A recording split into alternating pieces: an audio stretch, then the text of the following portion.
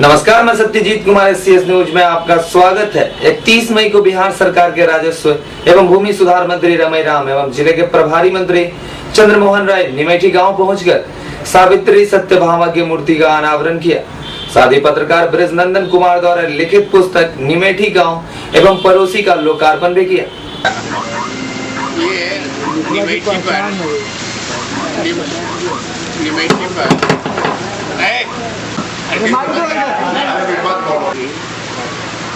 Hello, पहले ये किताब प्रतीक्षा में थी कि कोई सम्मानित अतिथि इस गांव में आ गए और इस किताब का लोकार्पण करें।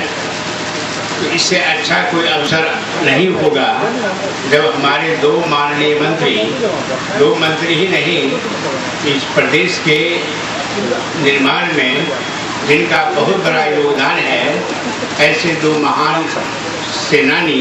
किताब का नाम है निमेठी गांव और पड़ोसी। इसमें निमेठी गांव के जितने लोग हैं, जितने परिवार हैं, चाहे वो जिस किसी भी धर्म जाति के हों, सबका इसमें किसी न किसी रूप में उल्लेख है। साथ ही निमेठी गांव के आसपास जो गांव है, उन गांवों में भी जो प्रमुख लोग थे, उनकी भी चर्चा इसमें है। इस किताब का लोकार्पण आज हमारे राजस्व एवं भूमि सुधार मंत्री और माननीय दरभंगा के प्रभारी भी हैं, निसूत्री के PhD मंत्री हमारे बीच हैं, ये इसका लोकार्पण करेंगे।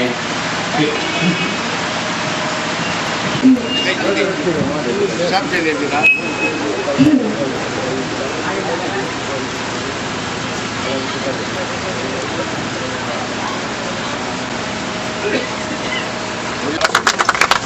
माला दीजिए, माला माला दिए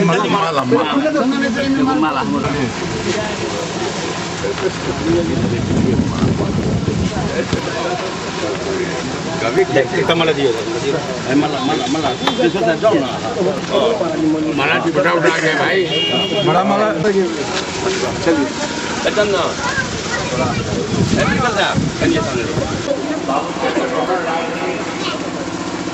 चंपारण से यहाँ पहुँचे रामनगर से, और बाबू रमई राम दीवान में थे।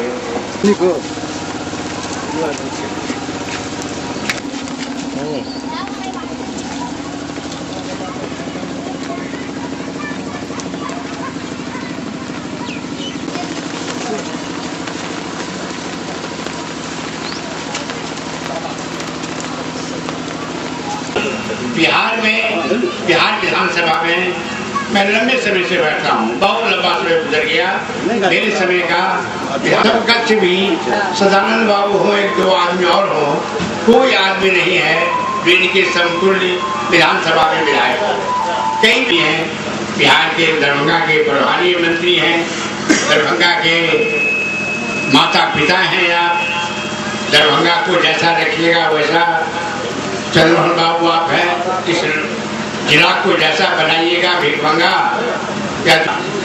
और रमई बाबू अपने बल पर यहाँ तक आए, कोई इनके आगे पीछे, कोई ना तो घर में, कोई ना पड़ोस में आदमी नहीं होगा जो 72 से चुनाव में खड़ा हो और आज तक चुनाव जीता हो।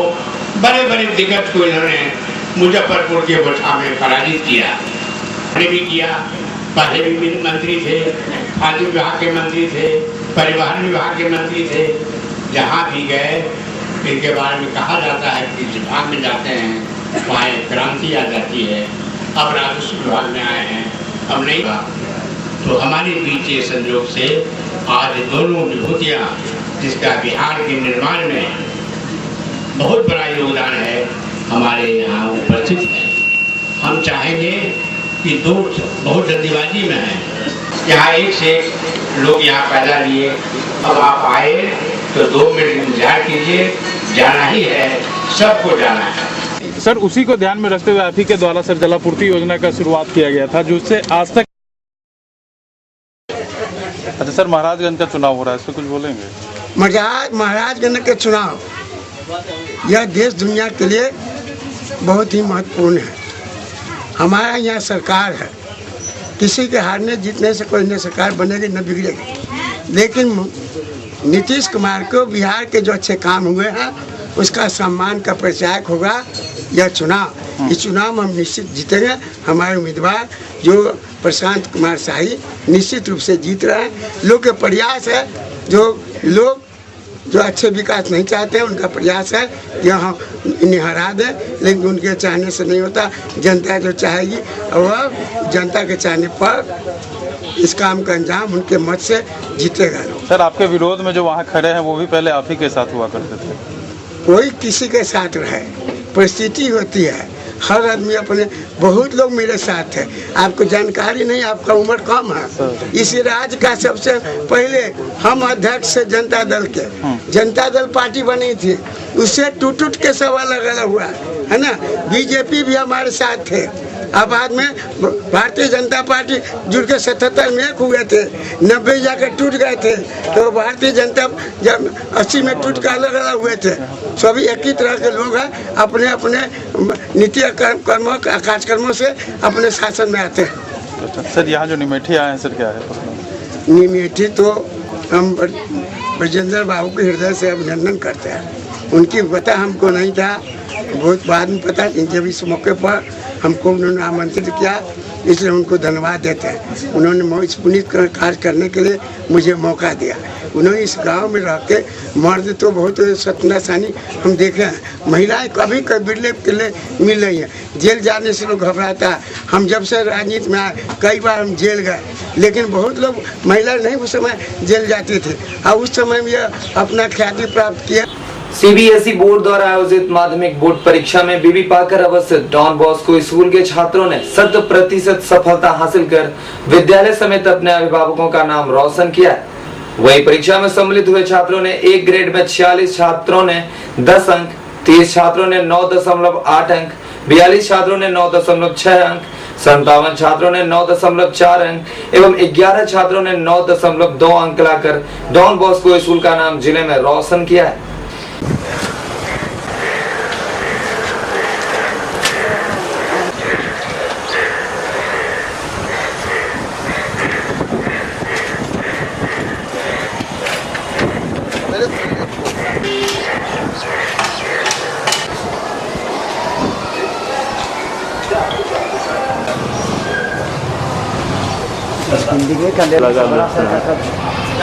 हम लोगों को डॉन बॉस्को स्कूल परिसर में आप तमाम लोगों को दिल की गहराई से मैं इस्तकबाल करता हूँ, वेलकम करता हूँ, स्वागत करता हूँ। आज हम लोगों के लिए बहुत ही खुशी का मौका है कि डॉन बॉस्को स्कूल का प्रथम रिजल्ट, जो सीबीएसई एफिलिएशन के बाद ये हमारा प्रथम रिजल्ट है। ऐसे तो ये स्कूल 1985 से चल रहा है और 1992 से हमारे लड़के बोर्ड के एग्जामिनेशन देते आ रहे हैं और 100% डॉन बॉस्को स्कूल का पीछे रिजल्ट रहा है। लेकिन इस दफ़ा हमारा स्कूल अपने बैनर तले यानी अपने रजिस्ट्रेशन से एग्जामिनेशन हमारे बच्चों ने दिया है और बहुत ही गर्व के साथ मैं आप लोगों के साथ बैठा हुआ हूँ। और मैं जितनी भी भगवान का शुक्रिया अदा करूँ ये कम है। हमारे स्कूल से 186 बच्चों ने एग्जामिनेशन दिया था। अभी साल 10th में 186 लड़कों ने हमारे यहाँ से एग्जामिनेशन दिया था, जिसमें 10 अंक प्राप्त करने वाले हमारे 46 बच्चे हैं। 98 अंक यानी 9.8 अंक प्राप्त करने वाले हमारे पास 30 बच्चे हैं और 9.6 यानी 96% मार्क्स ऑब्टेन करने वाले हमारे पास 42 बच्चे हैं और 94% मार्क्स ऑब्टेन करने वाले हमारे पास 57 बच्चे हैं और 92% जो हमारा सबसे लोएस्ट मार्क्स हुआ, ऐसे बच्चे हमारे पास 11 हैं। यानी कुल मिलाकर के 186 बच्चे ने हमारे यहाँ से एग्जामिनेशन दिया। और जो मेरे पास अभी तक के जो आंकड़ा उपलब्ध है और जो इन्फॉर्मेशन आप लोगों के जरिए भी मुझे मिली है, उसके मुताबिक पूरे दरभंगा के जितने भी एफिलेटेड स्कूल्स हैं उसमें परसेंटेज के हिसाब से डॉन बॉस्को स्कूल का मार्क्स, डॉन बॉस्को स्कूल का परसेंटेज और डॉन बॉस्को स्कूल में 10 अंक प्राप्त करने वाले लड़कों की संख्या सबसे ज़्यादा है। इसलिए ये कहा जा सकता है कि दरभंगे का आज के दिन जो रिजल्ट आया है, उस रिजल्ट में दरभंगा में डॉन बॉस्को स्कूल अपने रिजल्ट पे टॉप में है। मैं अपने तमाम गार्जियन पेरेंट्स को इसके लिए मुबारकबाद देता हूँ स्कूल मैनेजमेंट की तरफ से। उन बच्चों को भी मैं मुबारकबाद देना चाहता हूं जिन्होंने इतने अच्छे अंक प्राप्त करके न सिर्फ स्कूल और अपने पेरेंट्स बल्कि अपने शहर और अपने देश का नाम उन्होंने रोशन किया है। मैं उनके बेहतर मुस्तकबिल, उनके बेहतर फ्यूचर के लिए भी भगवान से प्रार्थना करता हूं कि वो अच्छे नंबरों से आगे भी कामयाब हो। अपने तमाम टीचर्स को भी मैं मुबारकबाद देना चाहूँगा जिनके वजह कर, जिनके बलबूते पर हम लोगों ने ये रिजल्ट प्राप्त किया है और बिलाशुबा उनकी मेहनत, कार्रवाई और एक अच्छा रिजल्ट हम लोगों ने दरभंगा के आवाम के सामने डाला है। मैं अपने इस स्कूल की तरफ से, स्कूल परिवार की तरफ से ये यकीन दिलाना चाहता हूं, जैसा कि पिछली बाती भी आपने देखा होगा कि जो रिजल्ट डॉन बॉस्को स्कूल का हमेशा 100% आया है, आगे भी 100% रिजल्ट होगा। आप लोगों का सहयोग और कॉपरेशन हमें मिलता रहे, हमारे बच्चे बेहतर से बेहतर रिजल्ट आपके सामने पेश करेंगे। साथ ही साथ मैं ये भी अनाउंसमेंट करना चाहता हूं कि वेरी फर्स्ट टाइम इस साल हमारे स्कूल को 12th का भी एफिलिएशन मिल चुका है। इस वर्ष हम लोगों ने अपने स्कूल को 12th के लिए भी तैयार किया और 12th का भी एफिलिएशन हमारे स्कूल को मिल चुका है और 1 जून यानी कल से हम लोग 11th का रजिस्ट्रेशन शुरू करेंगे।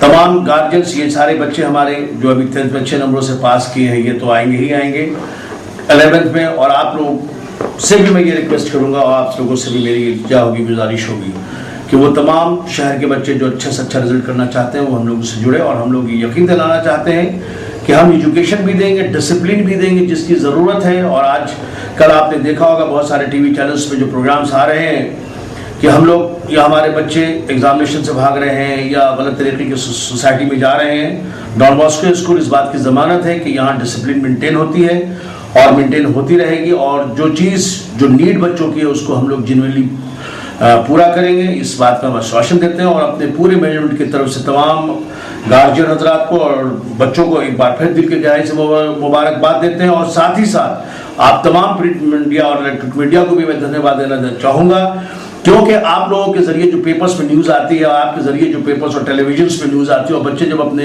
आपको टेलीविजन के स्क्रीन पर देखते हैं, पेपर पे देखते हैं तो उनका आत्मविश्वास बढ़ता है और दूसरे बच्चों के भी बीच में कॉम्पिटिशन की भावना बढ़ती है और एक अच्छे रिजल्ट की उम्मीद आगे के लिए हम लोग की बनती है। इसलिए आप भी इस रिजल्ट के एक भागीदार हैं और आपका भी मैं दिल के गहराई से शुक्रिया अदा करता हूं। तमाम दरभंगा के इलेक्ट्रॉनिक चैनल्स और प्रिंट मीडिया को भी डॉन बॉस्को स्कूल परिवार की ओर से बहुत बहुत धन्यवाद, बहुत बहुत धन्यवाद। हायाघाट विधायक अमरनाथ गामी द्वारा एक प्रेस वार्ता आयोजित कर प्रेस प्रतिनिधियों को बताया कि नगर निगम, नगर परिषद एवं नगर पंचायत की तर्ज पर ग्रामीण क्षेत्रों में ब्लॉक बाजार बनाने का प्रस्ताव बिहार के मुख्यमंत्री को पत्र के माध्यम से दे दिया हूँ। साथ ही हायाघाट विधानसभा क्षेत्र के हायाघाट, बहेरी, हथौरी, सुरहाचट्टी समेत जिले एवं राज्य के सभी प्रखंडों में ब्लॉक बाजार को विकसित का प्रस्ताव मुख्यमंत्री को दिया हूँ। उस क्रम में हम दरभंगा बाजार समिति का एक मामला, जो बाजार समिति लगभग 7 साल से बहुत बुरा स्थिति में है, उसका सड़क जर्जर है, जल निकासी का व्यवस्था नहीं है। वहाँ के व्यवसायी, किसान और जो दूर दराज से ग्राहक आते हैं उसको बहुत कठिनाई होती है। उसके निजात के लिए मुख्यमंत्री से विशेष आग्रह किए थे कि अगर बाजार समिति का समस्या हल हो जाता है तो मेरे लिए व्यवसायी होने का अर्थ पूरा हो जाए। कि गामी जी जिस कुल में जन्म लिए, जिस जाति से थे, क्षेत्र से ऊपर उठकर वो काम करते हैं। कहीं न कहीं धर्म और कर लोग को लगता है कि शहर में है, शहर का समस्या है। हम व्यवसाय क्षेत्र से जुड़े रहे, व्यवसाय के बाद हम विधायक बने, राजनीति में भी व्यवसाय के करते हुए तो व्यवसाय का समस्या हमसे छूट नहीं पाता है। आए दिन जैसे जब भी व्यवसाय का समस्या तो मेरा मन नहीं रुकता है। हायाघाट क्षेत्र के साथ साथ हम उसको कर्मभूमि मानते हैं, जो क्षेत्र हमको प्रतिष्ठा दिया, उस क्षेत्र के काम को परिणाम से 10 विधानसभा में सर्वोत्तम क्षेत्र माना जाए, उसके लिए हम लगातार प्रयत्नशील हैं। लेकिन जहाँ जन्म लिए वहाँ का भी अधिकार बनता है, वहाँ का भी विकास हो। हम हमेशा दरभंगा और हायाघाट जन्म लेने का ऋण पूरा करने का प्रयास करते हैं कि जन्मभूमि का ऋण पूरा हो और कर्म भूमि के साथ अन्याय नहीं हो। इस निमित्त लगातार आप देखते होंगे कि विधायक जनता के दरबार में विधायक का पदयात्रा 2-2.25 साल में हम बैठने का काम नहीं किया। इसका परिणाम भी झलकने लगा है कि वर्तमान वर्ष में लगभग 30-40 करोड़ का योजना मेरा स्वीकृत हुआ है। इस योजना का क्रियान्वयन महीना 2 महीना में चालू हो जाएगा, तो ऐसा लगेगा सड़क का जाल हायाघाट विधानसभा में बिछ गया है, जिसका पंचायतवार अलग से आप लोग को हम बता देंगे कौन कौन सा सड़क हम बनवा रहे हैं। मेरे यहाँ बड़ा पुल तो बन रहा है। हथौड़ी पुल बनने से बेगूसराय का दूरी 20 से 25 किलोमीटर कम हो जाएगा, जिसका शीघ्र उद्घाटन माननीय मुख्यमंत्री उप मुख्यमंत्री से करवाएंगे। और अकराहा ब्रिज बनने से हायाघाट समस्तीपुर का दूरी हमारा कम हो जाएगा। हम आज जो 30-35 किलोमीटर घूम के हायाघाट प्रखंड जाते हैं, मेरा भी समय बचेगा, हमारा जनता का समय बचेगा। नया पुलिया का जहाँ तक बात है, पचफुटिया नदी पर आए दिन दुर्घटना घटता है। दिसंबर तक पचफुटिया नदी पर बड़ा पुल का शिलान्यास होगा। वो क्षेत्र कहने को तो बहादुरपुर विधानसभा में है, लेकिन मेरे हायाघाट बाजार को जोड़ता है। उस पुल के लिए लगातार हम मदन सहनी सक्रिय रहे और दोनों आदमी के प्रयास से कहीं न कहीं हम लोग को कामयाबी मिला और आश्वासन मिला कि दिसंबर महीने तक उसका शिलान्यास आप लोग कर लेंगे। मेरे यहाँ 10 लाख का 10 करोड़ का सुसारी नदी पर पुल बन रहा है, कंदापट्टी नदी पर पुल।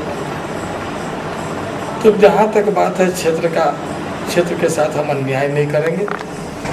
और जहाँ जन्मभूमि की बात है, जिस व्यवसाय समाज में जन्म लिया है, व्यवसाय की बात है, उसको भी हम नहीं छोड़ेंगे। उसके लिए एक नया प्रस्ताव सरकार में दिए हैं, जैसे नगर निगम क्षेत्र, नगर परिषद क्षेत्र, नगर पंचायत क्षेत्र, उसके अलावा भी घना बाजार है।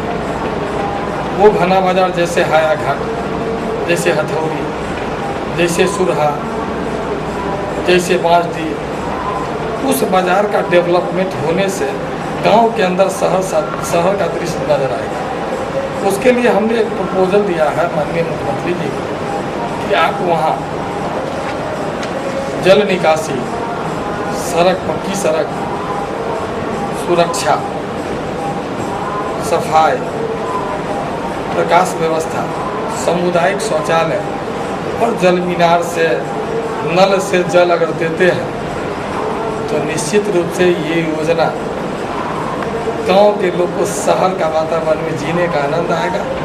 आपका योजना ज़मीन पर उतरेगा और मुख्यमंत्री जी सकारात्मक रूप दिखाते हुए इस योजना के लिए अपने सचिव को प्रवाद किए। इन गंभीर योजना है, इस पर अगर पालन करने से जिला नहीं बिहार के अंदर भी अगर इस योजना को क्रियान्वित करें तो लाभ होगा।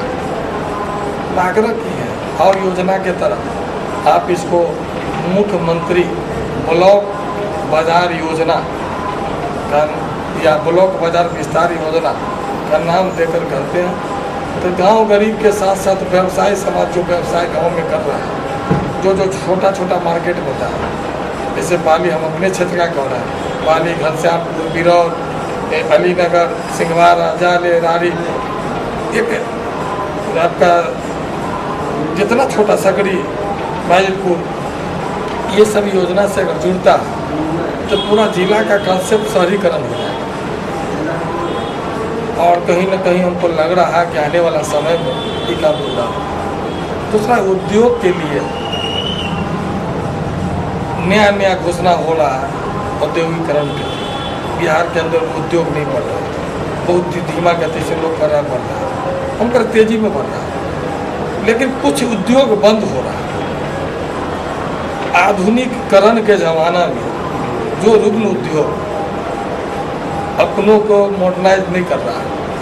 आर्थिक तंगी के कारण उस रुग्ण उद्योग को आज सहायता का जरूरत है। उस उद्योग को पुनरुत्थान के लिए उस उद्यमी को आप नया उद्योग नीति के तहत जो भी उस उद्योग के विकास में काम कर रहा है उनको आप सब्सिडी लोन जो नया उद्योग को देते हैं सुविधा, वो सुविधा उसको भी प्रदान होना चाहिए। इस दिशा में भी हम मुख्यमंत्री जी का ध्यान केंद्रित किए हैं और आने वाला समय में लगता है कि इस सारे मांग पर विचार होगा और विशेष पैकेज जो मुख्यमंत्री हमारे विधानसभा के लिए हम कह सकते हैं कि सब विधानसभा से ज़्यादा दिए हैं और आने वाला साल में अधिक राशि देंगे, क्योंकि जैसे विशेष विधानसभा का दर्जा, विशेष राज्य का दर्जा मुख्यमंत्री जी मांगे हैं, वैसा ही हम अपना हायाघाट विधानसभा से प्रारूप तैयार करके दिए थे कि भाई आप मांग रहे हैं तो हमको भी ज़रूरत है। हमारा विधानसभा बिहार में सबसे पिछड़ा विधानसभा है, हमको भी विशेष पैकेज दीजिए। हमको लगता है कहीं ना कहीं अमल होना शुरू हो गया। अगले साल उस अमल पर ज़्यादा दिखेगा कि हायाघाट को विशेष महत्व दिया। इसलिए आप लोग को बुलाए थे कि जो अभी वर्तमान में उपलब्धि है उससे आपको अवगत करा। सर अभी आप जितनी सारी बातें कही सर, शहर की जो समस्या है इसके बारे में सर आपने क्या कहीं मुख्यमंत्री जी का ध्यान आकृष्ट किया?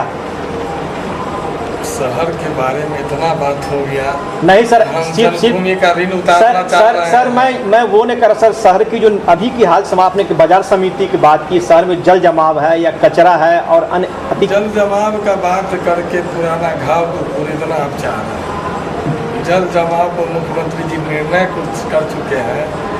स्थानीय जनप्रतिनिधि और विभागीय सचिव आपस में बैठकर जल निकासी का समस्या त्वरित गति से कैसे निष्पादित हो उसके लिए निर्णय कर चुके हैं। इस पर हमारा चर्चा लेना उचित नहीं है। मुख्यमंत्री जी के आदेश के बाद और कुछ बचता नहीं है।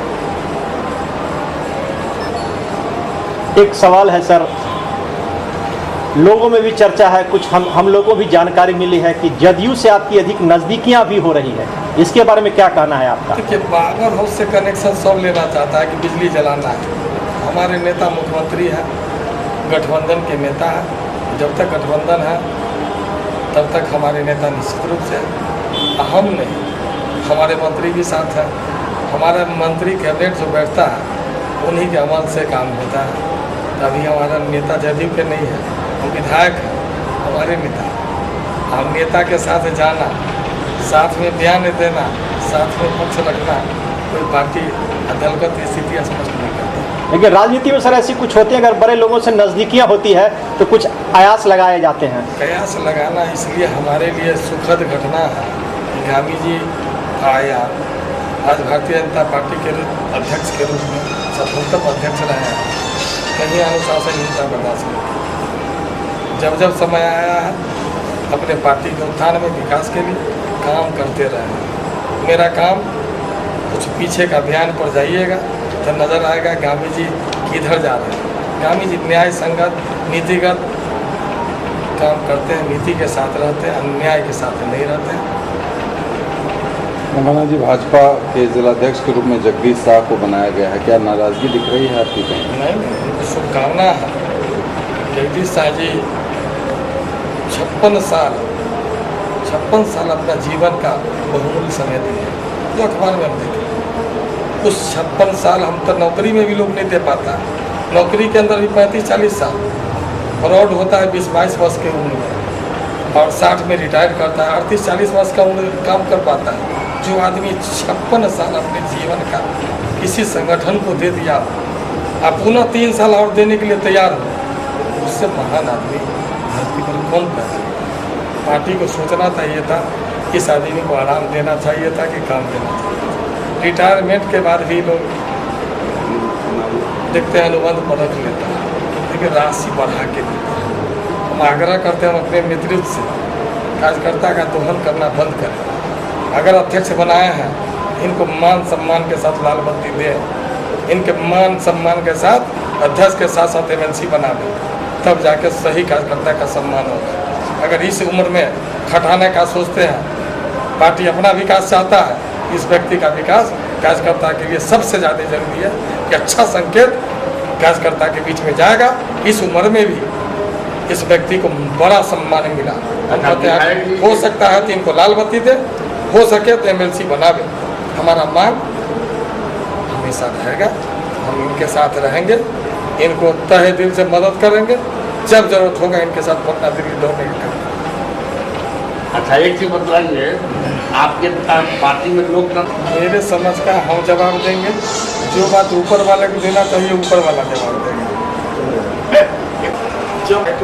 31 मई को डीआईजी अनवर हुसैन का जनता दरबार आयोजित किया गया। जनता दरबार में प्रमंडल के तीनों जिले दरभंगा, मधुबनी एवं समस्तीपुर के सुदूर इलाकों से दर्जनों भर फरियादी अपनी अपनी समस्याओं का निपटारा हेतु पहुंचे, जिसमें जमीनी विवाद, मारपीट, पारिवारिक कलह समेत कई मामले प्रमुख थे। डीआईजी अनवर हुसैन ने फरियादियों की फरियाद सुनकर संबंधित पदाधिकारियों को जांच उपरांत कार्रवाई करने के कड़े निर्देश दिए। जनता दरबार में उपस्थित फरियादियों का कहना था, मोहम्मद अशरफ। कहाँ घर हुआ? क्या समस्या है? हमारा ज़मीन है, हम लोग ज़मीन दिल्ली गए, दिल्ली कमाने खाने में लगे, तो वहाँ से आए अपना घर द्वार बनाने के लिए। वो ज़मीन कोई कब्जा करके बैठे हुए, तो क्या कहते हैं ज़मीन पे चढ़ोगे तो काट देंगे हमारे। कपिल शर्मा जी। कहाँ घर हुआ? सुधराम। क्या समस्या है? समस्या हमको है वो बास्केट पर्चा से जमीन प्राप्त है और ठकनी देवी पूरा आवास मिला हुआ है। ठकनी देवी उग्रवादी गिरोह के मतलब अभी भी आपके शिवराम में एमसीसी है? क्या आपको डिस्टर्ब कर रहा है? हमको बास्केट पर्चा के जमीन घर द्वार तोड़ दिया है, घर में साट लगा दिया है। और कहाँ घर हुआ? श्री रामपुर। क्या समस्या है? कहाँ घर हुआ?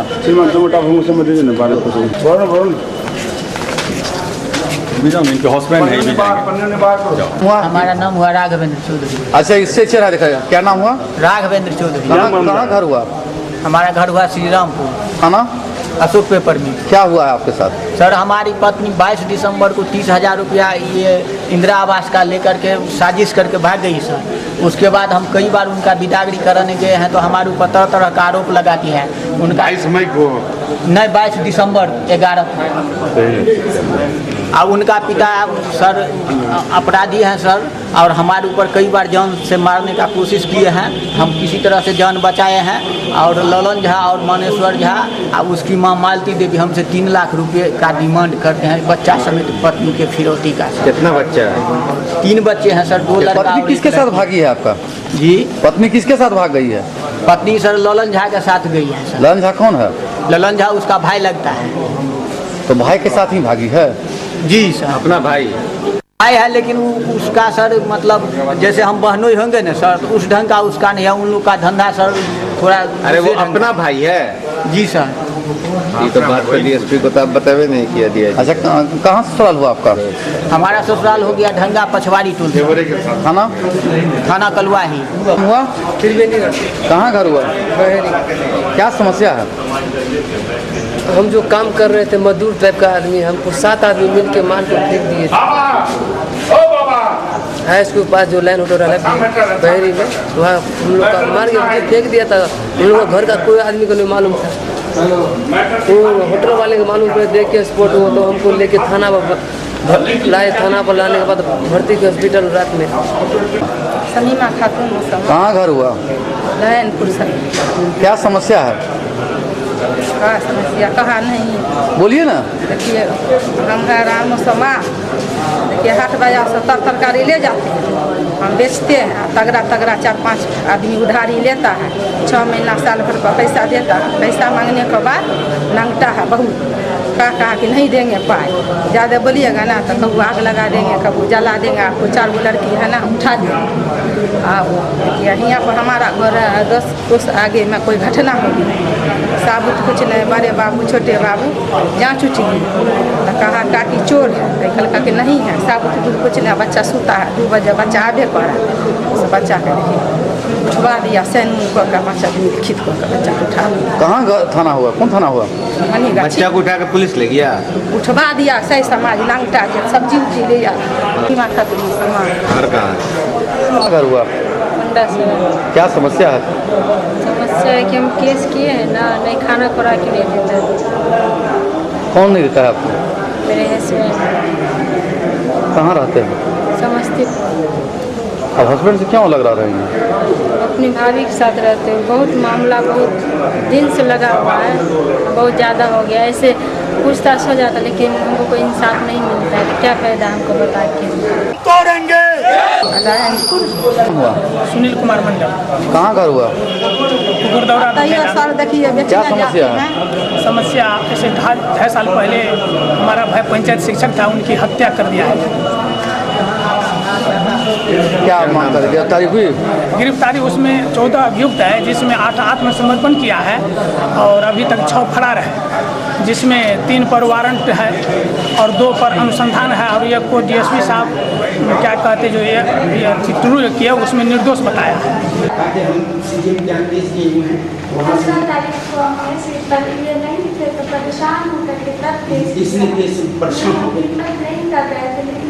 बहुत क्या करता है आपका लोगों ने बताया कि आईडी पर क्या इसीलिए हम आपके पास आए। आईडी पर मेरी बच्ची का फ्रेंड्स रिक्वेस्ट क्या होता है तो नहीं समझते हैं, लड़का सबको दोस्त बनाता, ऐसी ऐसी बात सब बच्ची को मेरे देखिएगा आज के दौर में अलग है, उसके ऐसी ऐसी बात मिलता है सर, ऐसी ऐसी बात मेरी बच्ची की तरफ से लड़का सब ऐसी ऐसी बात की बच्ची मेरी स्टूडेंट है, ये केमिस्ट्री ऑनर्स पार्ट 2 में है, रोते रोते सदमा से सूखी हुई है, आगे हो गए तब इनके पीछे में जो है 2 साल से बहुत बर्दाश्त किया सर, मेरे पूरा ऑपरेशन हुआ है एम्स में और इतना परेशान किया कि हम एकदम आजिज़ हो के कदम उठाया। अच्छा धमकी ऐसा ऐसा देता है, तुम्हारे खानदान में कलेक्टर है, इसलिए जबरदस्ती है ना, मेरे भाई एसपी है मुजफ्फरपुर में जावेद महमूद, वो तुम्हारा देवर है तो देख लेंगे, बुलाओ उसको तो देख लेंगे, ऐसा मैसेज सब सर हम रखे हुए हैं, सब कुछ उसका कुछ रिकॉर्ड धमकी भी हम रखे हुए हैं, सब है सर, सब कुछ है।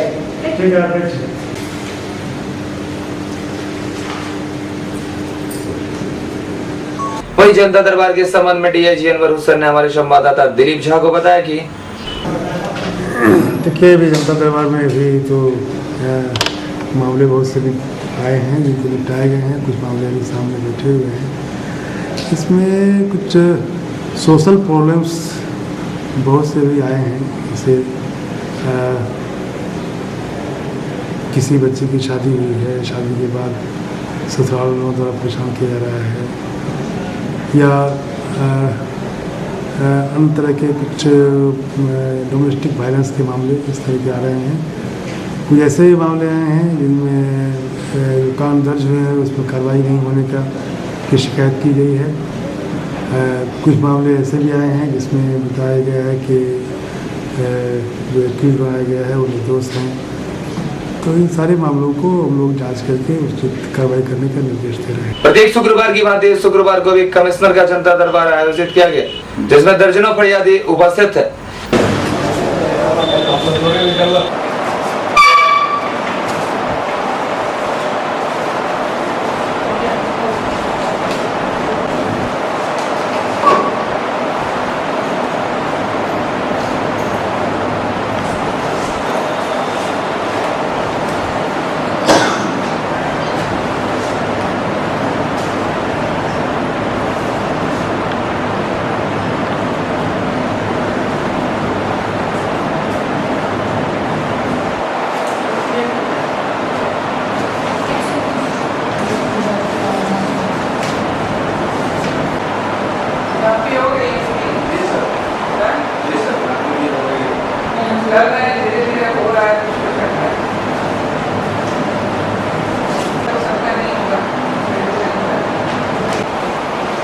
जमीन लो अगली बार जाएंगे तो खुद से हटेगा।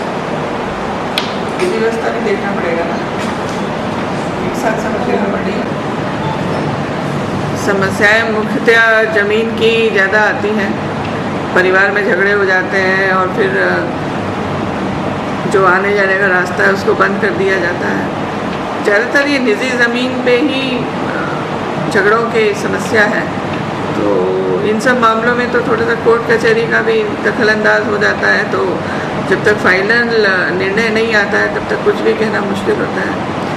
दूसरा समस्या है अतिक्रमण का। अतिक्रमण के लिए भी हम लोग धीरे धीरे हटाने की कोशिश कर रहे हैं, क्योंकि एक साथ हम लोग नहीं करना चाहते हैं और फेजेस में इसको धीरे धीरे हम लोग हटा रहे हैं। शहर में अतिक्रमण की बहुत गंभीर समस्या है, जिससे देखिए रोड जाम और ट्रैफिक की समस्या भी हो जाती है मैडम, क्या ये वो तो है ही, वो तो शहरवासियों की खुद ही समझना चाहिए कि अतिक्रमण करेंगे रोड का तो ट्रैफिक जैम हो जाएगा, प्लस आने जाने में दिक्कत होगी।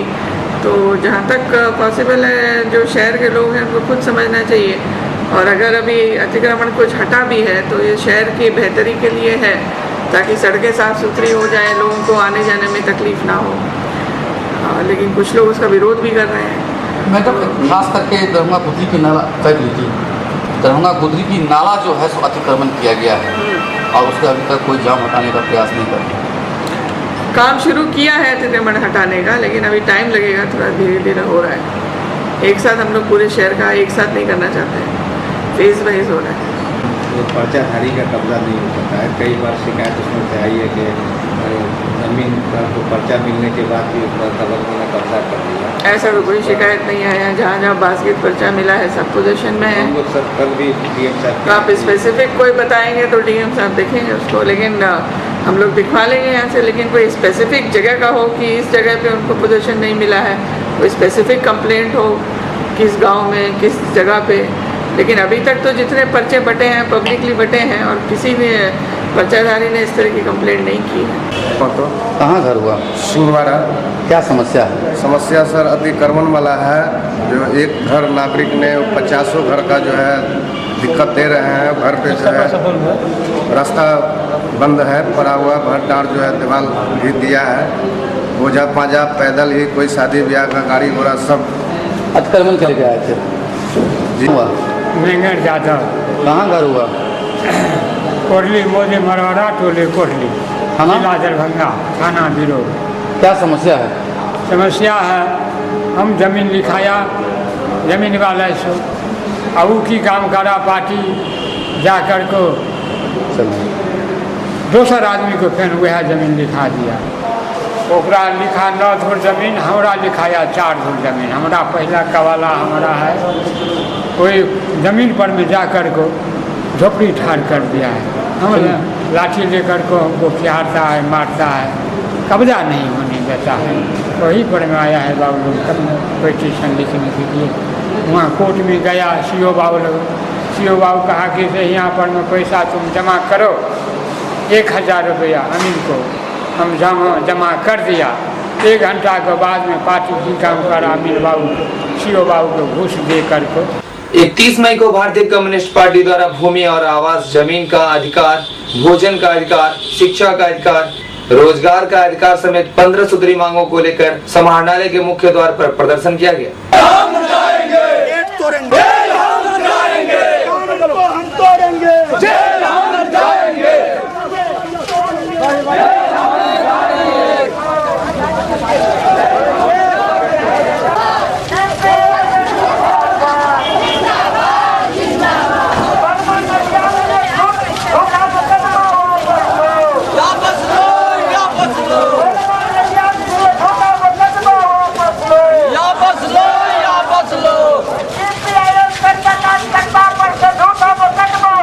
लो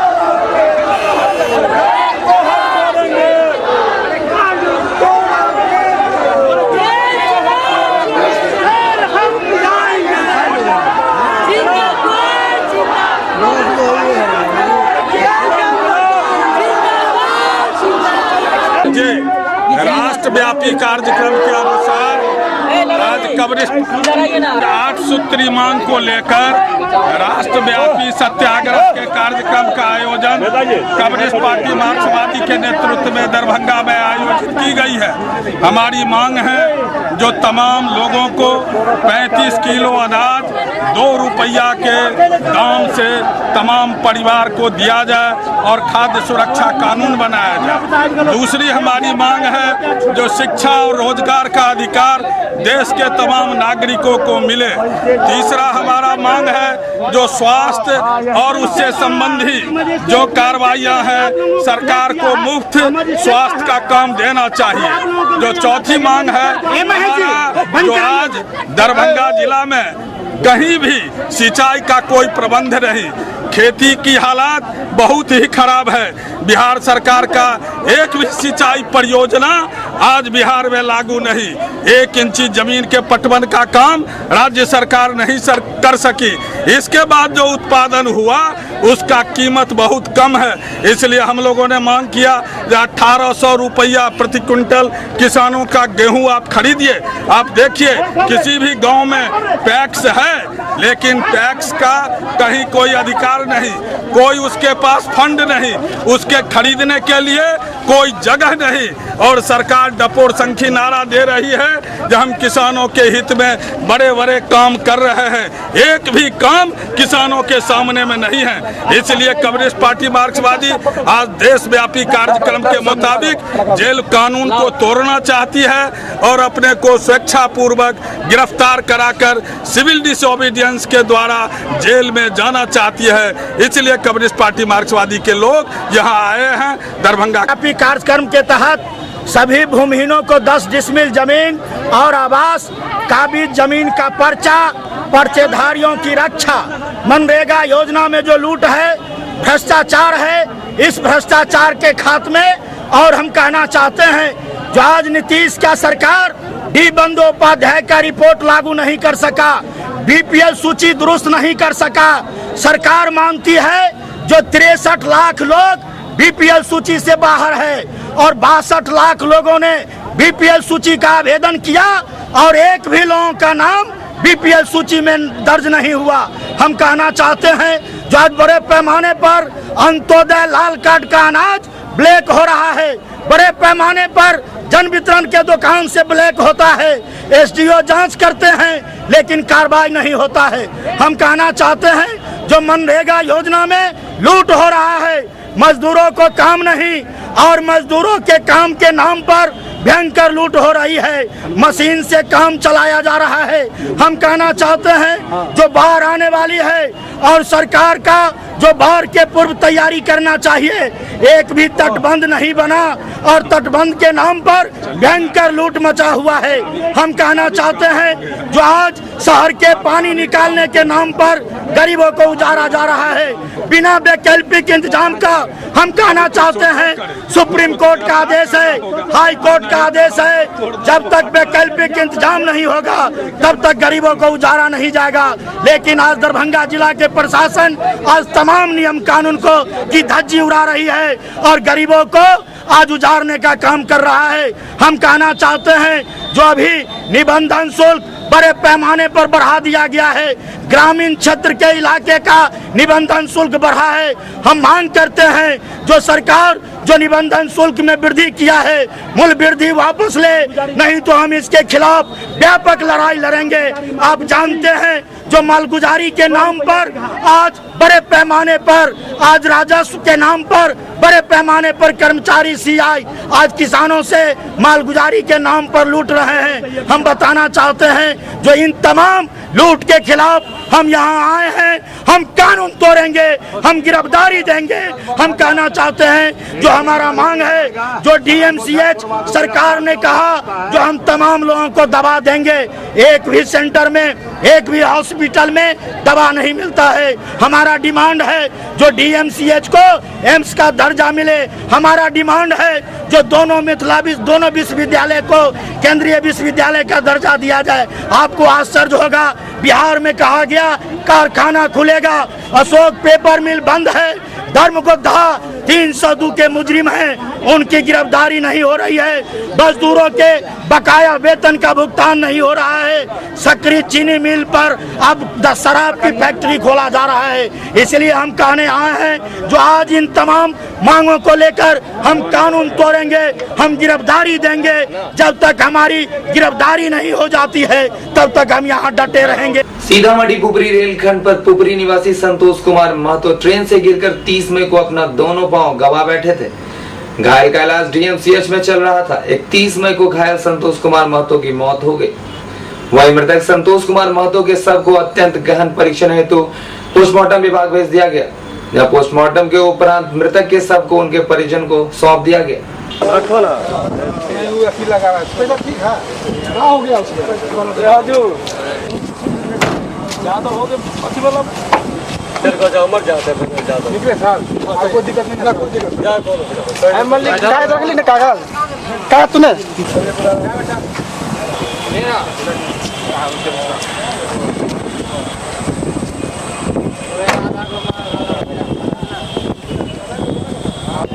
ये कल पुपरी स्टेशन पर दुर्घटनाग्रस्त हुई थी। रेल ट्रेन के द्वारा गिर गए थे। जख्मी हालत में यहाँ लाया गया था, जिनके इलाज के दरमियान में डॉक्टर ने इनका दोनों टांग काट दिया था। वही व्यक्ति है जो आज इनका मृत्यु हो गई है। पोस्टमार्टम करा के इनके परिजन को हम सौंपते हैं। 31 मई को हमारे महाविद्यालय की प्राध्यापिका श्रीमती मुक्ता झा को 12 वर्षों के बाद विश्वविद्यालय द्वारा राजनीतिक शास्त्र में पीएचडी की उपाधि दी गई। वहीं लंबे अंतराल के बाद पीएचडी उपाधि मिलने को लेकर महाविद्यालय के प्रधानाचार्य डॉक्टर कामेश्वर झा को खुशी भी है, तो दूसरी तरफ उन्होंने आश्चर्य भी व्यक्त किया कि इतने दिनों के बाद मिथिला विश्वविद्यालय द्वारा पीएचडी की उपाधि दी गई है। इस संबंध में कामेश्वर झा का कहना था। वहीं प्राध्यापिका श्रीमती मुक्ता झा ने बताया कि समाज में उनकी स्वीकृति नहीं थी, क्योंकि वो पहले इसी में फायदा देखते थे। आगे चौधरी के साथ मिलकर इसी में अपना फायदा देखते थे। हमने आपके बारे में उनको कहा कि सर, क्यों आपको लगता है कि हम उनका करवा रहे हैं गड़बड़? वैसा इसलिए लगता है, उनके आचरण से लगता है। आपके आचरण तो हमारा दूर तक तक नहीं होगा ये फीलिंग जब तक उनका हो नहीं। उनसे सुना था परसों की कल तो आते ही कही कि मैं तो हिम्मत नहीं करती थी इस कॉलेज में आकर नो ड्यूज मांगने का, जब तक उनका पीएचडी नहीं हो गया। उनका नो ड्यूज तैयार होकर मेरे सामने आया था। मैंने रोक दिया कि नहीं, हमारे यहाँ के किसी टीचर के साथ अन्याय कर रही है। हम भी जी सर, कहा जाता है शिक्षक की जो अपनी जिंदगी होती है वो बच्चों के लिए होती है। जैसा कि हमें जानकारी मिली है कि आज आपके जो कलीग हैं, यानी आपके जो अधीनस्थ शिक्षक या शिक्षिका हैं, उनके साथ आज अंतिम आपकी ये औपचारिक बैठक है। 1 महीने की छुट्टी हो रही है महाविद्यालय में, क्या कहेंगे इस मौके पे आप? नहीं, ये मेरी अंतिम बैठक नहीं है अपने शिक्षकों के साथ। जून महीने तक तो हम विधिवत हैं ही, और हमारी सारी शिक्षिकाएं बाहर नहीं जा रही हैं, अधिकांश मुख्यालय में रह रही हैं। अभी जो नए भवन कॉलेज में 6 ब्लॉक बने हैं, उसका उद्घाटन होना है। उन लोगों के लिए केबिन प्रत्येक शिक्षक के लिए या तो विभाग, पूर्ण विभाग या केबिन की व्यवस्था होनी है। उसे हमें हैंडओवर करना है। जो अवेलेबल रहेंगी उनको चाबी किसी न किसी के हाथ से दिलाना है। सारे डीन आकर, आर्ट्स के डीन को, साइंस के डीन को और एक पूर्व डीन जयकर झा जी को आमंत्रित करके, कुलपति, प्रतिकुलपति, कुल सचिव को आमंत्रित करके वो एक कार्यक्रम करना है। हम लोगों को पत्रकारों के साथ साथ, आपके साथ साथ एक दिन 7 सामूहिक भोज में कॉलेज में सम्मिलित होना है, और यह सब कुछ 30 जून के पहले करना है। इसलिए हमारी बैठक अपने शिक्षकों के साथ, अपने कर्मचारियों के साथ फिर होगी, यह अंतिम नहीं है। तो सर क्या कहेंगे इस मौके पर, आप क्या कहेंगे अपने? आज जो मौका है, लेकिन वो जो मेरी बैठक का मौका है, उससे बड़ा मौका आज है। और हम इतना ही कहेंगे कि यह प्रतीक है, आज डॉक्टर मुक्ता झा जी को पीएचडी मिला है ललित नारायण मिथिला यूनिवर्सिटी के माध्यम से। इस मौके पर हम अपने कुलपति को धन्यवाद देना चाहेंगे, जिनके प्रखर नेतृत्व के कारण इतना बड़ा अन्याय, कम से कम 12 कुलपति गुजर गए उनके पीएचडी थीसिस जमा करने के बाद। 12 कुलपतियों ने इनके साथ न्याय नहीं किया। डॉक्टर एसपी सिंह ने इनके साथ न्याय किया, उनके रेजिम में न्याय हुआ उनके साथ। और मिथिला विश्वविद्यालय का एक बहुत बड़ा रिकॉर्ड, मिथिला विश्वविद्यालय में सबसे ज्यादा दिन अकारण अगर किसी के पीएचडी में लगा तो डॉक्टर मुक्ता झा जी के पीएचडी में लगा। सर कहां भूल आपको दिखाई दे रही है? भूल मिथिला विश्वविद्यालय के परीक्षा विभाग में भूल थी। मिथिला विश्वविद्यालय ने जिनको इंटरनल बनाया उनकी दुर्भावना में भूल थी, और इसके कारण ये शिकार हुई हैं, प्रमोशन से वंचित हुई हैं और अपूरणीय क्षति का सामना इनको करना पड़ा है। कहीं ना कहीं सर विश्वविद्यालय से जुड़े हुए इस प्रकार का सर आप ये बात कर रहे हैं, आपको नहीं लग रहा है कहीं ना कहीं? नहीं, मैं बिल्कुल सच कह रहा हूं। मैं विश्वविद्यालय से जुड़ा हुआ हूं, लेकिन मिथिला विश्वविद्यालय के स्थापना में भी मेरा योगदान है। मैं इस विश्वविद्यालय की स्थापना की जड़ सीएम कॉलेज का छात्र हूं, सीएम कॉलेज का वो शिक्षक हूं जहां से विश्वविद्यालय की मूल स्थापना हुई थी, विश्वविद्यालय जहां से फूट करके गया था। और मुझे ऐसा लगता है कि कुलपतियों ने परिमार्जन नहीं किया अन्याय का, इस वर्तमान कुलपति ने परिमार्जन किया है, इसलिए उनके प्रति कृतज्ञता ज्ञापित करना भी मैं अपना कर्तव्य समझता हूं। क्या कहेंगे इस मौके पर अपने शिक्षकों को कि आगे किस प्रकार का वो काम करें महाविद्यालय में, कि वर्तमान में जो विकास है वो आगे विकास होता रहे? हम अपने शिक्षकों को इस बारे में यह कहना चाहेंगे, शिक्षकों में कुछ पुरुष हैं, ज्यादा भद्र महिलाएं हैं। जिस रोज मुक्ता जी का पीएचडी का इंटरव्यू हुआ और सबको पता चला कि आज उनका पीएचडी हो गया, इस कॉलेज में लग रहा था जैसे परिवार में बहुत बड़ी उपलब्धि होती है। आमतौर पर हमारे समाज में जैसे बहुत बड़ी उपलब्धि किसी के बेटा को बेटी को बहुत बड़ा जॉब मिलने से होती है, वो प्रसन्नता का माहौल इस कॉलेज में था। मैंने सबकी आंखों में देखा, सबके नजर में देखा, सबकी बातों को अपने कान से सुना, प्रसन्नता का माहौल था। उसी प्रसन्नता के माहौल में मैं खुद को आनंद मैं पाता हूं। क्या कहेंगे इससे खुशी के मौके पर आपको जो पीएचडी मिली है? मैं यही कहूँगी कि it is never too late. हो सकता है प्रोसेस के चलते लेट लगा हो, और बीएचयू की थी जो हमारी एग्जामिनर थी, समय की कमी के कारण नहीं आ पाई। लेट हो गया, काफ़ी लेट हो गया, मुझे नुकसान भी हो गया, लेकिन कॉलेज के लोगों की खुशी को देख करके मुझे लगा कि नहीं जो यानी इससे साबित होता है, कहा जाता है कि संतोष अगर किया जाए तो उसका फल मीठा होता है। 29 मई से महाराजा महेश ठाकुर महाविद्यालय में राष्ट्रीय सेवा योजना द्वारा 7 दिवसीय कार्यक्रम का आयोजन किया जा रहा है, जिसके तीसरे दिन तंबाकू निषेध कार्यक्रम पर चर्चा की गई। इस अवसर पर मिथिला विश्वविद्यालय के एनएसएस पदाधिकारी डॉक्टर RN चौरसिया सहित अन्य पदाधिकारी उपस्थित है। शिकार हुए लोग का घर परिवार किस तरह गुजरता है, और यह अनेकानेक बीमारियों खास करके कैंसर का मुख्य जड़ है। इसलिए हम युवा आज के दिन यह संकल्प ले रहे हैं हमारे एनएसएस के वॉलंटियर कि हम जीवन में तंबाकू का सेवन नहीं करेंगे, और समाज के अन्य लोगों को भी इस तरह का शपथ दिलाएंगे, और उन्हें यथासंभव हम कोशिश करेंगे कि तंबाकू का सेवन ना करें, और तब ताकि हमारा यह समाज तंबाकू विहीन हो जाए।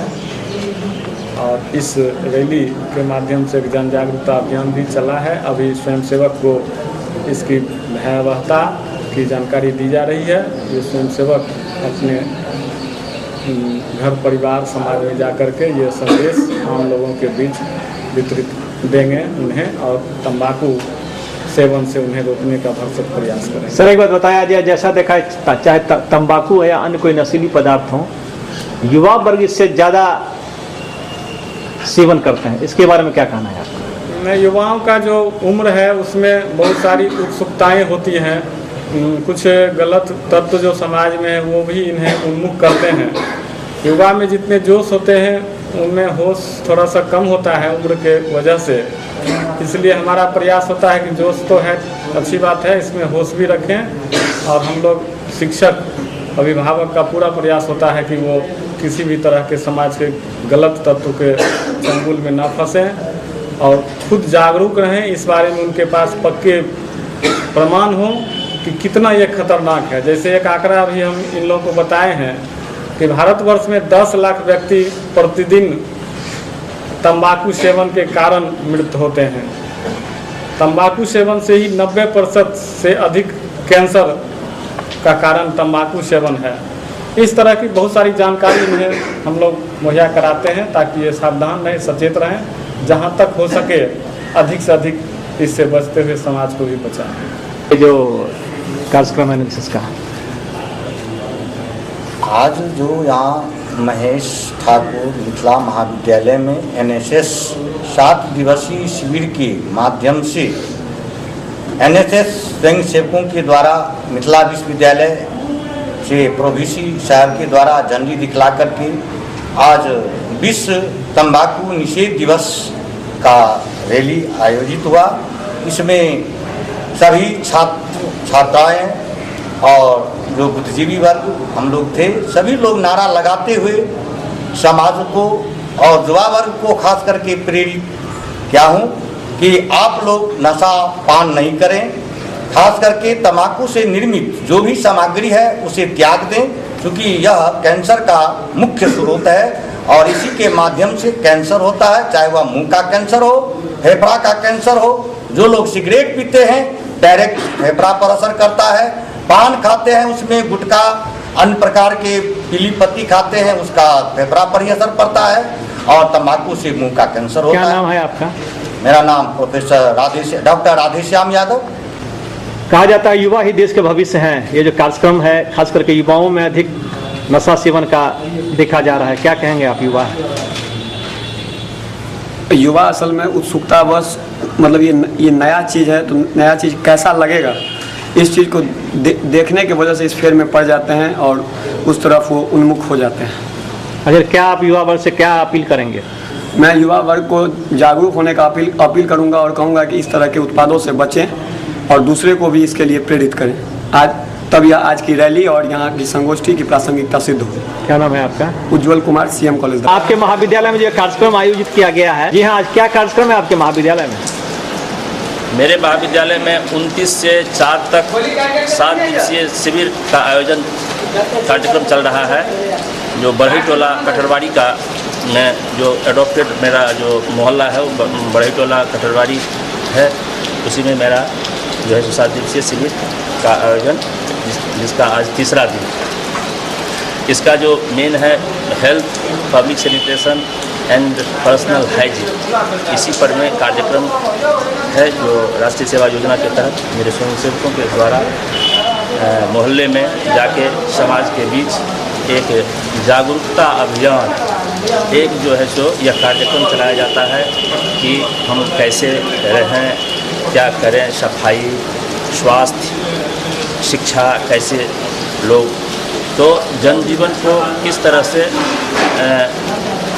रहना चाहिए और हमारे जो छात्र हैं वो महाविद्यालय से समाज में समाज सेवा की भावना से एक व्यक्तित्व का विकास जो है अपने में उसका व्यक्तित्व का विकास हो, इसके लिए एक प्रयास है और जन जीवन में इसका एक संदेश जाए कि मेरा जो संगठन, मेरा जो स्वयंसेवी संस्था जो ये राष्ट्रीय सेवा योजना है उसका जो कार्यक्रम है समाज को इसकी लाभ समाज तक पहुँचे, यही मेरा उद्देश्य है। क्या नाम है सर आपका? मेरा नाम डॉक्टर शिशिर कुमार है, कार्यक्रम पदाधिकारी MMTM college, NSS MMTM college. और सत्यजीत को एसएस न्यूज की पूरी टीम के साथ अनुमति दें। कल पुनः इसी समय मिलेंगे, तब तक के लिए नमस्कार।